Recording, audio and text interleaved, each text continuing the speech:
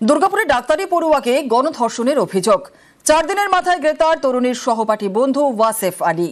এই বন্ধুই কি ধর্ষক, খতিয়ে দেখছে পুলিশ।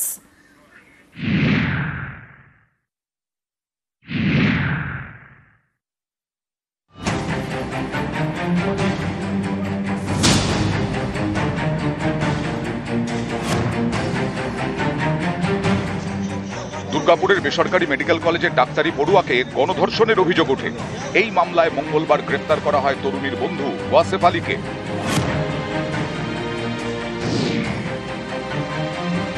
সহপাঠীকে গ্রেফতারে তদন্তের গতিপথ নয়া মোড় নিয়েছে।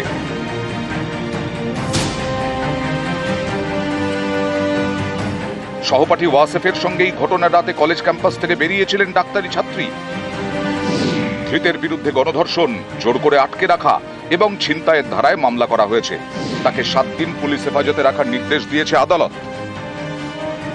এই ঘটনায় প্রথমে ওয়াসেফের নামে সেভাবে অভিযোগ ওঠেনি, যদিও শুরু থেকেই তার দিকে নজর ছিল পুলিশের। তাকে জিজ্ঞাসাবাদের জন্য আটকও করা হয়। এই সহপাঠীর ভূমিকা ঘিরে একাধিক প্রশ্ন ওঠে।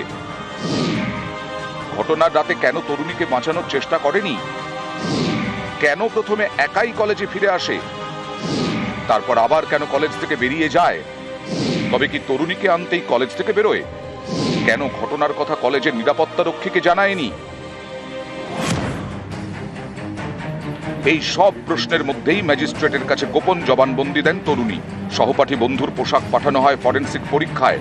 ওয়াসেফকে সঙ্গে নিয়ে গিয়ে ঘটনার পুনর্নির্মাণ করে পুলিশ। স্পষ্ট হয়ে যায় এই সহপাঠী সব সত্যি বলছে না। এরপরেই তাকে গ্রেফতার করে পুলিশ। এই ঘটনায় পুলিশ মনে করছে ধর্ষণ একজনই করেছে। তাহলে কি সহপাঠী বন্ধুই ধর্ষক? ওয়াসেফের বাড়ি মালদার কালিয়াচকে।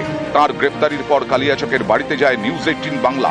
লজ্জায় চুপ সারা গ্রাম।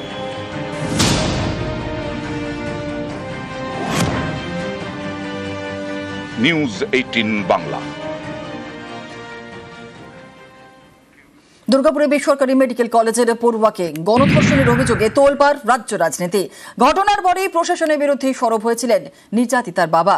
13 অক্টোবর প্রশাসনের উপর থেকে ভরসা উঠে গিয়েছে বলে বিস্ফোরক মন্তব্য করেছিলেন নির্যাতিতার বাবা।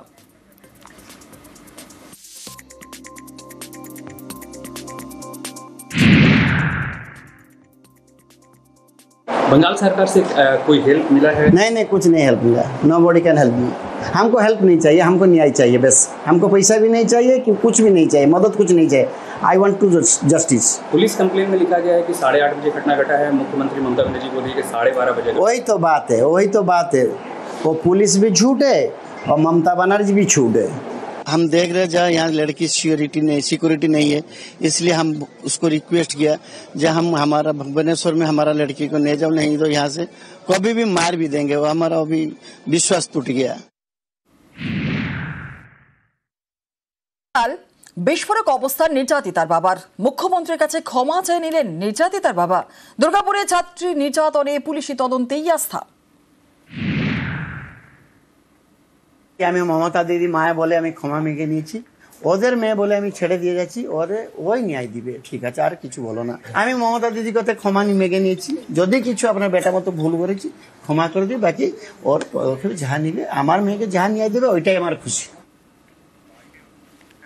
মেয়েদের জন্য সুরক্ষিত নয় বাংলা, বিস্ফোরক মন্তব্য রাজ্যপালের। পুলিশের বিরুদ্ধে নিষ্ক্রিয়তার অভিযোগ বোসের। What we see is only the tip of the iceberg. This shows a decadence that is fostered on the Bengal society by the ineptitude of those who are supposed to control it. Bengal has become a place which is not safe for the girl child. Women are scared. Bengal has become a place which is not safe for women. Police have to do their duty well. These are all the symptoms of a soft state. The law is there, but implementation is tardy. This is an occasion for the entire Bengal society to come together, work together, and succeed together. We cannot allow this kind of trends to continue in society and pollute the atmosphere in Bengal society. দুর্গাপুরের নির্যাতিতা ওড়িশা ছাত্রীর বাবা বাংলার police প্রশাসনের উপর ভরসা রেখেছেন। প্রতিক্রিয়া তৃণমূলের। পুলিশ আছে কিন্তু শাসন নেই, এটা যারা বলছেন তাদের এই প্রোপাগান্ডায় জল ঢেলে দিয়েছেন খোদ উড়িষ্যার ওই ছাত্রীর বাবা নিজে। তিনি বলেছেন মমতা বন্দ্যোপাধ্যায়ের কাছে আমি ভুল স্বীকার করছি, এবং উড়িষ্যা গভর্নমেন্টের অফিসিয়ালরা এর আগেই এসে বলেছিলেন যে পশ্চিমবঙ্গ পুলিশের স্ট্যান্ডার্ড অপারেটিং প্রোটোকল নিয়ে তারা অত্যন্ত সন্তুষ্ট। পুলিশ 24 ঘন্টার মধ্যে 3 জনকে গ্রেপ্তার করেছিল, 48 ঘন্টার মধ্যে all 5 have been arrested, accused have been arrested. তারপরে তার বন্ধুকেও গ্রেপ্তার করা হয়েছে। অর্থাৎ পুলিশ একেবারে আইন মেনে রুলবুক মেনে কাজ করেছে। এটা বিজেপি শাসিত রাজ্য নয়। এখানে অপরাধ করলে অপরাধীর জায়গা হবে জেলের পেছনে। রাজ্যপাল হাজার পলিটিক্স করলেও সেই ধারণা বদলাবে না। আসছি পরবর্তী খবরে। এসআইআর এর বিরোধিতায় পথে নামলে গুলির হুঁশিয়ারি। কলেজ স্কোয়ারে সভা থেকে হুমকি সুকান্তর। ভাঙচুর বিশৃঙ্খলা হলে কেন্দ্র সেনা নামাবে বলে হুমকি। গুলির হুমকি কেন্দ্রীয় শিক্ষা প্রতিমন্ত্রীর। গুলির হুঁশিয়ারিতে সুকান্তকে পাল্টা তোপ তৃণমূলের। বিজেপি রাষ্ট্র ব্যবস্থার অপব্যবহার করছে বলে তোপ কুণালের। সাধারণ মুসলিম ভাইদেরকে যারা আমাদেরকে ভোট দেন না তাদেরকেও বলছি, তৃণমূলের নেতাদের কথায় রাস্তায় নামবেন না। রাস্তায় নামলে সেন্ট্রাল বাহিনী নামবে, যেরকম মুর্শিদাবাদে নেমেছিল। যদি ভ্যান্ডালিজম করেন, দোকান ঘর পোড়ান, বাড়িতে আক্রমণ করেন, তৃণমূলের কোন নেতার ছেলের জীবন যাবে না। সেন্ট্রাল বাহিনী নামলে করে কিন্তু গুলি চলবে, আপনার বাড়ির লোকেটার গুলি লাগবে। তৃণমূলের নেতারা এসি ঘরে বসে থাকবে, তাদের কিন্তু গুলি লাগবে না। তাই তৃণমূলের ভাগে পা দেবেন না। উনি তো গুলি চলার ভয় দেখাচ্ছেন। শীতলকুচিতে তো তাই হয়েছে, গুলি করে মানুষ মেরেছে কেন্দ্রীয় বাহিনী। বিজেপি তো সেটাই, যে বিজেপির বিরুদ্ধে কেউ যদি কিছু করতে যায় ওখানে গুলি চালিয়ে দেবে, দিয়ে লোক মারবে, সেই ভয়টা দেখাচ্ছে। কিন্তু বাংলার মাটিতে ওই ভয় দেখিয়ে কোনো লাভ নেই, মানুষ চিনে গেছেন। এই যে সেনা পলিটিক্স, রাষ্ট্রমন্ত্রী হয়ে কেন্দ্রীয় সরকারের ক্ষমতাকে অপব্যবহার করা, মার্কেটিং করছে, এই দিয়ে ঠিক কাজ নয়। এদিকে এসআইআর ম্যাপিং সম্পূর্ণ বলে দাবি শুভেন্দুর। বাংলাদেশ সীমান্তবর্তী এলাকায় 8 জেলায় 40% ভোটার নিখোঁজ। মেদিনীপুর জেলায় 30% ভোটার নিখোঁজ। প্রমাণ করতে হবে তারা ভারতীয়। কমিশনের এসআইআর উদ্যোগ নিয়ে বিস্ফোরক শুভেন্দু অধিকারী।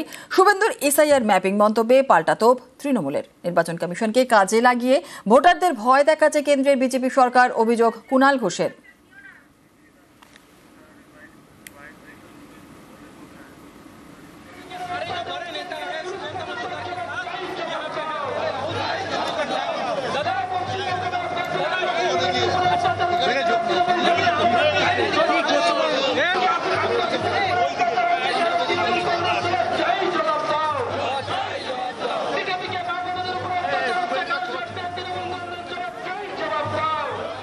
Mapping complete. 40%-ও বেশি ভোটারকে খুঁজে পাওয়া যায়নি। 9টি বাংলাদেশ পার্শ্ববর্তী এতে, আর আমাদের জেলাগুলোতে 30% পাই। এদেরকে প্রমাণ করতে হবে ভারতীয়। আমরাই তো বলেছি ফ্রেশ ভোটার লিস্ট চাই। মমতাদি বলেছেন যে ভুয়ো ভোটার এখানে রাখা যাবে না। ওরা লাফাচ্ছে কেন? ওরাই তো করতে যাচ্ছিল, যেটা মহারাষ্ট্রে করেছে, দিল্লিতে করেছে। যেভাবে জেনুইন ভোটারদের ভয় দেখানো হচ্ছে, জেনুইন ভোটারদের হ্যারাস করা হচ্ছে, এর প্রতিবাদ বাংলায় হবে। ভবানীপুর দখলের দাবি শুভেন্দু অধিকারীর। 20,000 ভোটে ভবানীপুরে জেতার দাবি বিরোধী দলনেতার। হারাবো 20,000-এ হারাবো। ভবানীপুরে এসআইআর এর পরে হারাবো। 8টা ওয়ার্ডে 5টাতে বিজেপি লিড আছে। শুভেন্দুর ভবানীপুর মন্তব্যে পাল্টা খোঁচা কুণালের। চটকদারি মন্তব্য বলেই খোঁচা বিরোধী দলনেতাকে। শুভেন্দু অধিকারীর দাবি অবাস্তব বলেও তোপ। সব অবাস্তব কথাবার্তা। ভবানীপুরের দিকে কষ্ট করে যেন না তাকায়। মমতা বন্দ্যোপাধ্যায় চতুর্থবারের জন্য শুধু বিধায়ক হবেন না, মুখ্যমন্ত্রীও হবেন। ফলে এগুলো উনি চটকদারি কথা বলেন। 20 সালে বলতেন 21 সালে আমরা ক্ষমতায় আসবো, 21 সালে হেরে যাওয়ার পর বললেন 23 সালে পঞ্চায়েত জিতবো, 23 সালে হেরে যাওয়ার পর বললেন 24-এ লোকসভা আমাদের বাড়বে, কমে যাওয়ার পর এখন বলছেন 26-এ হ্যান করেঙ্গা ত্যান করেঙ্গা। আসলে কুছ নেই করেঙ্গা। আজ উত্তরবঙ্গে শুভেন্দু অধিকারী। আজ নাগরাকাটায় বিজেপির ধিক্কার মিছিল। সাংসদ বিধায়কের ওপর হামলার প্রতিবাদ। আজ উত্তরবঙ্গে শুভেন্দু অধিকারী, নাগরাকাটায় বিজেপির ধিক্কার মিছিল। আরো বিস্তারিত জানাবে আমাদের সঙ্গে রয়েছেন আমাদের প্রতিনিধি সুস্মিতা। সুস্মিতা, কি জানা যাচ্ছে? দেখো, বিজেপি সাংসদ খগেন মুর্মু এবং বিধায়ক শঙ্কর ঘোষের উপর হামলার প্রতিবাদে গতকালই দেখা গিয়েছিল কলকাতা শহরে মিছিল করেছিলেন শুভেন্দু অধিকারী, কলেজ স্কোয়ার থেকে স্বাধীনতা ক্রসিং পর্যন্ত। সেই একই বিষয়ের প্রতিবাদে আজ উত্তরবঙ্গে মিছিল, প্রতিবাদ মিছিলে হাঁটবেন শুভেন্দু অধিকারী সহ অন্যান্য বিজেপি সাংসদ বিধায়করা। এবং দুপুর 2টোর নাগাদ নাগরাকাটা রেলওয়ে স্টেশন থেকে গুলকাপাড়া মোড় পর্যন্ত রয়েছে এই প্রতিবাদ মিছিল। এছাড়াও শুভেন্দু অধিকারী আজ ধূপগুড়ি যাবেন, সেখানে যারা বিপর্যস্ত মানুষ তাদের সঙ্গে কথা বলবেন, দেখা করবেন, ত্রাণ বিতরণের মতো কর্মসূচি রয়েছে এবং আজই আবারও তিনি ফিরে আসবেন কলকাতায়। সুতরাং নাগরাকাটার যে ঘটনা দেখা গিয়েছিল, ত্রাণ বিতরণ করতে গিয়ে আক্রমণের মুখে পড়েছিলেন শুভেন্দু অধিকারীর যারা বিধানসভার বিধায়ক রয়েছেন, বিধানসভার মুখ্য চিফ হুইপ রয়েছেন তিনি শঙ্কর ঘোষ এবং সাংসদ খগেন মুর্মু, সেই আক্রমণের প্রতিবাদে, সেই হামলার প্রতিবাদে শুভেন্দু অধিকারী সহ অন্যান্য বিজেপি কর্মী সমর্থক তারা গতকাল মিছিলে হেঁটেছেন। আজও সেই একই ঘটনার প্রতিবাদে শুভেন্দু অধিকারী সহ অন্যান্য সাংসদ যারা রয়েছেন তারা মিছিলে হাঁটবেন উত্তরবঙ্গে। ধন্যবাদ। নিমতলা ঘাটে গঙ্গায় তলিয়ে গেল আস্ত একটি গাড়ি, কিন্তু কিভাবে ভাসলো এই গাড়ি এখনো স্পষ্ট নয়। দেখা যাচ্ছে সেই ছবি, নিমতলা ঘাটে গঙ্গায় তলিয়ে গেল আস্ত একটি গাড়ি, কিভাবে ভাসলো এই গাড়ি এখনো স্পষ্ট নয় এবং অবশ্যই ভিতরে কেউ আটকে আছেন কিনা সেই বিষয়টাও আমরা জানার চেষ্টা করব, আমাদের প্রতিনিধির সঙ্গে কথা বলবো। কিন্তু যে ছবি আমরা দেখাচ্ছি আপনাদের, নিমতলা ঘাটে গঙ্গায় তলিয়ে গেল আস্ত গাড়ি, কিভাবে ভাসলো এই গাড়ি এখনো স্পষ্ট নয়, ভিতরে কেউ আটকে আছেন কিনা সেই বিষয়েও জানার চেষ্টা করা হচ্ছে। আরো বিস্তারিত বলবে সুস্মিতা রয়েছে। সুস্মিতা, কিভাবে এই আস্ত গাড়ি তলিয়ে গেল, কি আপডেট পাচ্ছি আমরা? কিভাবে আস্ত গাড়ি তলালো এবং ভিতরে কেউ আটকে আছে কিনা, এই দুটোই মূলত এই মুহূর্তে প্রশ্ন। ইতিমধ্যেই উপস্থিত হয়েছে সেখানে পুলিশ এবং ঘটনাস্থলে পুলিশ ইতিমধ্যে চেষ্টা করছে আপ্রাণ যে গাড়িটিকে অন্তত বাইরে কিছুটা হলেও এনে বোঝার চেষ্টা করছে পুলিশ ভিতরে কেউ আটকে আছে কিনা। কিন্তু কিভাবে এই গাড়ি ঘাটে ডুবে গেল বা তলিয়ে গেল সেটা এখনো পর্যন্ত স্পষ্ট নয়। এলাকার বাসিন্দা বা যারা ওই চত্বরে তারাই মূলত সেখানে সকালে প্রাতঃভ্রমণে গিয়েই দেখতে পান গোটা বিষয়টি, যে একটি আস্ত গাড়ি একবারে প্রায় ডুবে যাওয়ার মতো অবস্থা এবং ছবিটা যেটা স্পষ্ট দেখা যাচ্ছে যে মাথা গাড়ির উপরের একটু অংশ সেটি একমাত্র ভেসে রয়েছে।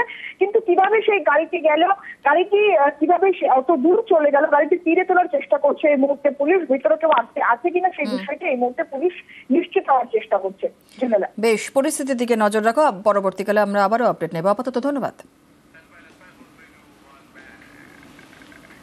খেলতে গিয়ে চোট লেগেছিল বাঁ হাতে, অভিযোগ নার্সিং হোমের ভুল চিকিৎসায় সেই হাতটাই বাদ যেতে বসেছিল 5 বছরের ঈশানী মাইতির। এসএসকেএমে 3 বার অপারেশন করে শেষমেশ রক্ষা পেয়েছে হাত, কিন্তু আগের অবস্থায় ফেরেনি। এই ঘটনায় কাকদ্বীপের নার্সিং হোমকে 3 লক্ষ টাকা জরিমানা করেছে স্বাস্থ্য দফতর।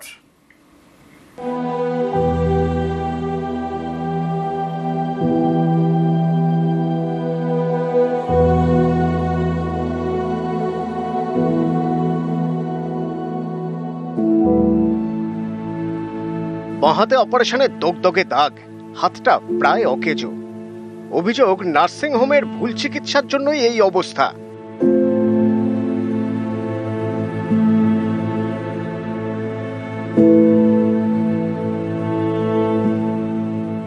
দক্ষিণ 24 পরগনার কাকদ্বীপের শিবকালীনগর। এখানকার বাসিন্দা ঈশানী মাইতি, বয়স 5। গত বছর খেলার সময় বাঁ হাতে আঘাত পায়।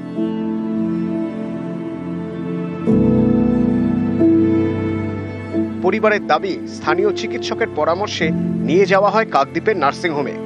ঈশানীর বাঁ হাতে প্লাস্টার করা হয়।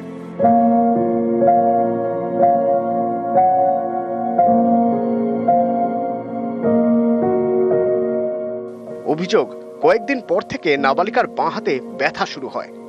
প্লাস্টার কাটলে দেখা যায় হাতে রক্ত জমাট বেঁধেছে। বিপদ বুঝে ঈশানীকে নিয়ে যাওয়া হয় ডায়মন্ড হারবার হাসপাতালে। পরিবারের দাবি, চিকিৎসকরা বলেন নাবালিকার বাঁ হাত বাদ দিতে হবে। সেখান থেকে ঈশানীকে নিয়ে যাওয়া হয় এসএসকেএমে। সেখানে 3 বার অপারেশনে ঈশানীর বাঁ হাত বাঁচানো গিয়েছে, কিন্তু হারিয়েছে স্বাভাবিক ক্ষমতা।